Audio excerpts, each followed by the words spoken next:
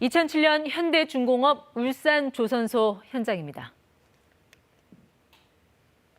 한국의 조선소에선 하루 걸러 한 척씩 대형 선박이 건조돼 오대양으로 향한다. 다만 호황이 길지 않았습니다. 2010년을 전후에 덮친 조선업 불황으로 극심한 침체기를 지나왔는데요. 우리나라 조선산업이 올해부터 다시 부활의 기지개를 켜고 있습니다. 어떤 움직임이 있는 건지, 좋은 소식 언제까지 이어갈지 최광식 하이투자증권 연구원과 알아보겠습니다. 네, 연구원님 어서 오십시오. 안녕하세요. 네. 자, 조선사들 다소 식상한 표현이지만 즐거운 비명? 그렇게 배 주문해달라는 얘기가 많이 온다면서요? 네, 지금 너무 좋습니다. 선박 영업하시는 분들은 너무 바쁘실 거고요. 작년에 가을까지는 팬데믹 때문에 너무 힘들었잖아요. 분위기가 180도 바뀌었다라고 보시면 됩니다. 네, 이 조선사 빅3들 그동안 고통스러운 구조 조정 과정도 있었고 또 적자도 엄청났고요. 언제부터 이렇게 분위기가 달라진 거예요? 작년 4분기부터입니다. 팬데믹 때문에 물동량도 좋지 않고 발주가 전혀 없다가 네.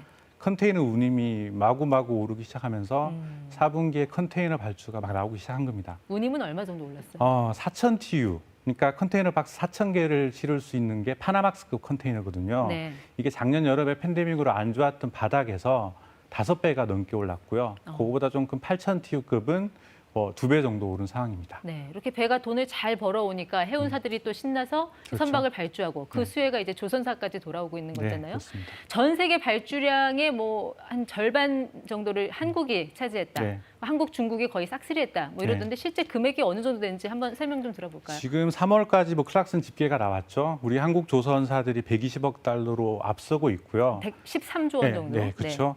근데 이거는 원래 월별로 분기별로 엎치락뒤치락 합니다. 그래서 선박을 동북아에서 한국, 중국, 일본이 거의 80, 90% 만들거든요. 네. 여기서 일본은 좀 점점 작아지고 있고 한국, 중국이 경쟁하고 있는 분위기인데 네. 컨테이너가 지금 좀 만들기 어렵고 고부가치 선박이에요.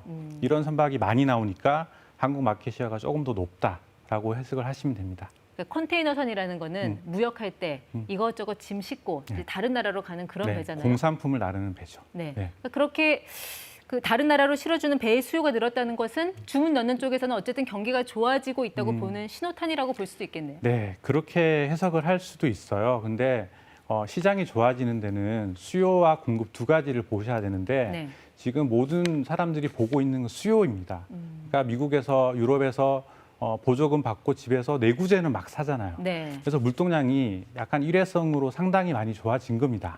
그런데 수요만 좋은 게 아니라 네. 지난 2, 3년 동안 신조 발주가 별로 없었어요. 저희는 2, 3년 전에 발주한 걸 지금 만들어서 내보내고 있거든요. 네. 그래서 공급 요인도 상당히 편안합니다. 그래서 해운사들 입장에서는 바다에 일은 많아지는데 네. 새로 투입될 새로운 배는 별로 안 나오는 상황이다라고 보시면 됩니다. 지금 호황이 수요만으로 만들어진 게 네. 아니라 공급 증가율이 줄어든 것, 네, 그것도 요인이 됐다는 말씀이시네요. 근데 물량만 중요한 게 아니라 이 수주 내용도 중요하잖아요. 네. 이 조선사 입장에서 이익이 날 만한 괜찮은 수주입니까?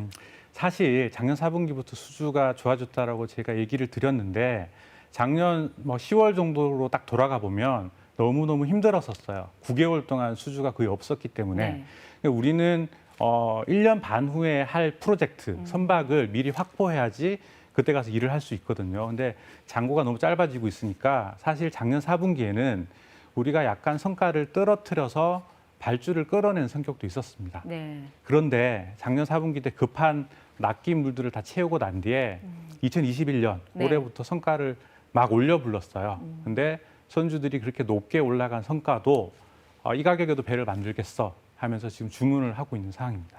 그럼 저가에 선박이 수주됐다는 그런 논란도 있잖아요. 네. 근데 이제 지난해 말보다는 10% 정도가 성과가 올랐어요. 근데 요 정도 성과로도 5% 이상 넘어가는 아주 좋은 영업이익률은 아닌 걸로 계산이 되고요.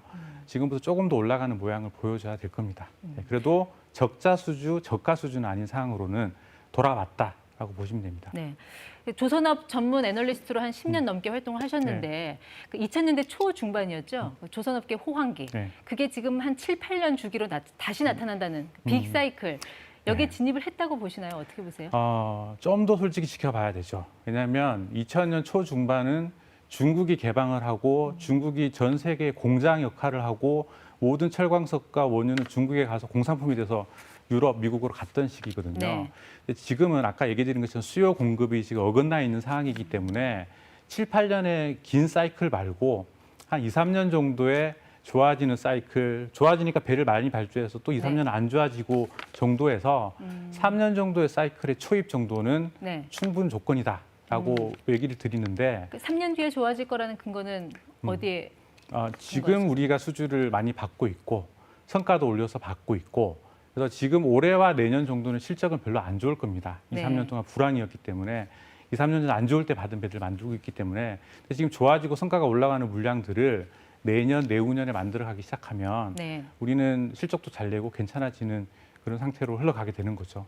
예. 3년 뒤부터 시작되는 그 탄소 규제 움직임, 네. 이것도 빅사이클을 전망하시는 근거 중에 하나라고 보면 될까요? 그러니까 3년 정도는 저는 확실하다라고 네. 판단을 하고 있는데 뭐 중국이 개방하고 그런 뭐 경기에 엄청난 변화는 없지만 규제 때문에 신조 시장이 되게 좋아지는 국면으로 진입할 수도 있어요. 어떤 규제를 말씀하시는 거예요? 지금 선박들을 CO2 규제를 지키는 걸로 신조선은 뭐 이렇게 규제를 가하고 있습니다. 근데 6월부터 그 규제가 들어간다는 근데 이제 6월에 결정이 되는 게 기존에 만든 배들도 네. 10년 전에 20년 전에 만든 배들은 연비가 좋지 않고 CO2 배출량이 무지하게 많거든요.